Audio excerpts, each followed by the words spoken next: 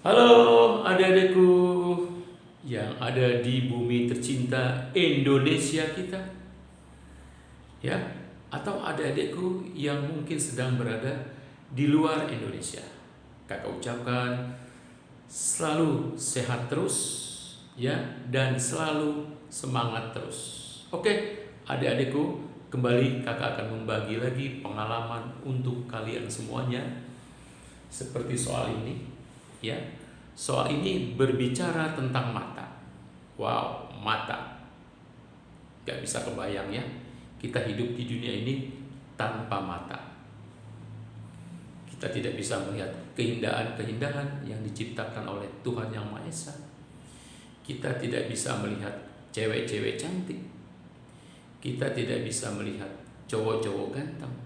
Wow, bisa saja barangkali ilmu pengetahuan terhenti, ya, ketika seorang profesor, seorang doktor, ya, matanya mengalami cacat. Seorang peneliti matanya mengalami cacat. Oke, memang sih, ya, ada alat bantu yang namanya kacamata. Ada alat bantu untuk mengeksplor pengetahuan yang namanya mikroskop.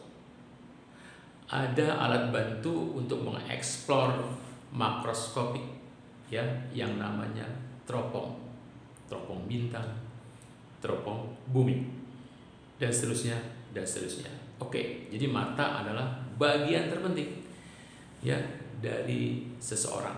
Nah, mata juga bisa mencerminkan keadaan jiwa, ya. Kita tahu kalau orang sedang bersedih matanya seperti apa.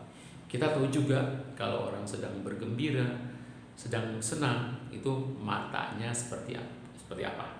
Karena kita tahu mata adalah cerminan jiwa. Jadi berterima kasihlah kepada Sang Maha Pencipta yang sudah memberi kita mata, terutama mata kita normal terus sampai tua, ya. Oke, kali ini kakak akan coba membahas soal tentang seorang yang matanya cacat, ya. Kebetulan di soal ini adalah dia cacat dekat, tidak bisa melihat dengan dekat, tidak bisa melihat dekat pada jarak baca normal, pada jarak 30 cm, pada jarak 25 cm. Nah, inilah kita lihat, ya. Oke, ada seorang penderita cacat mata hanya mampu melihat dengan jelas pada jarak paling dekat 300. Wow, kesian sekali, ya. Dia bisa melihat dekat hanya pada jarak 300 dan seterusnya, tapi kurang dari 300 dia tidak bisa melihat dengan jelas, alias mungkin buram, ya, buram. Oke, berarti ini kita pastikan titik dekat orang itu PP, namanya PP, punktum proximum, titik dekat orang itu 300 cm. Jelas nggak wajar, karena yang wajar adalah titik dekatnya 30 cm atau 25 cm. Oke, ya, kita cari. Untuk membantu agar orang itu dapat berpenglihatan normal, jadi dia bisa membaca pada jarak 25 cm, ya. Jadi 25 cm ini kita namakan jarak bendanya. Jarak bendanya adalah 25 cm. Nah, gitu ya, jarak bendanya yang mau dilihat itu 25 cm. Nanti fungsi kacamata adalah berusaha untuk membentuk bayangannya di titik dekatnya. Jadi nanti ada fungsi kacamata. Fungsi kacamata membentuk bayangan, membentuk jarak bayangan di titik dekatnya PP. Jangan lupa kita kasih minus. Jangan lupa kita kasih minus. Kenapa? Karena bayangannya dibentuk oleh kacamata itu berada di depan kacamatanya. Itulah yang disebut dengan bayangan maya atau S aksennya minus. Nah, pertanyaannya adalah berapa lensa kacamata yang dibutuhkan? Berarti P, ya, ditanya P.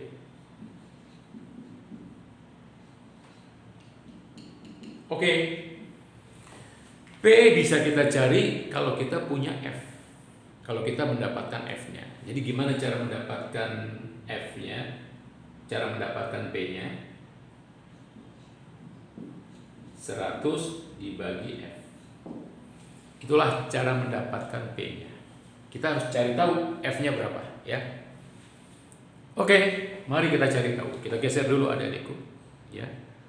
Takutnya tidak muat, kita geser. Nah, tugas kita berikutnya adalah mencari F untuk mendapatkan nanti P. Nah, bagaimana mencari F?